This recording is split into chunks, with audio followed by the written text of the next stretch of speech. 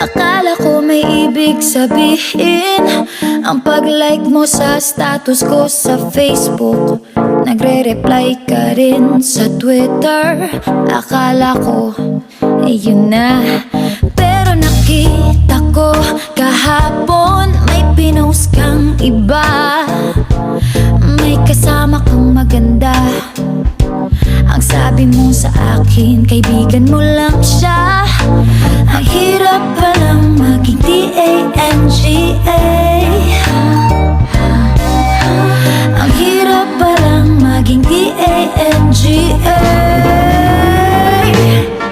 Pinapaasa mo lang ako kasi alam mo na crush kita. Oo, na crush kita. Pambihira o nung dati pa. May patanong-tanong ka pa kung sino yung nasa Facebook status ko. Hoy! Tungkol yun sa'yo. Yung sana ako na lang ang girlfriend mo.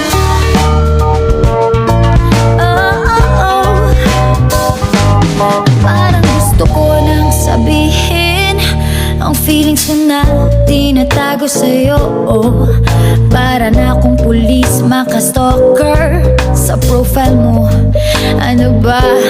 Pero nang makita ko kahapon post mong may kasama ka, ang mundo ko'y nag-iba. Pakiramdam ko, boy, chicks mo siya.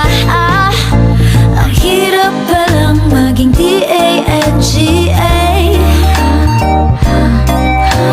Ang hirap palang maging D-A-N-G-A. Pinapaasa mo lang ako kasi alam mo na crush kita.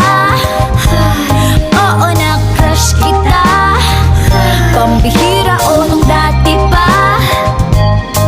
May patanong-tanong ka pa kung sino yung nasa Facebook status ko. Hoy! Tungkol yun sa'yo. Yung sana ako na lang ang girlfriend mo.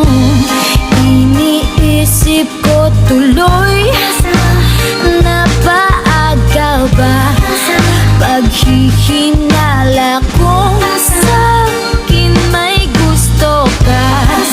Nagmumukhang sira, iniisip na may ibig sabihin yung message mo.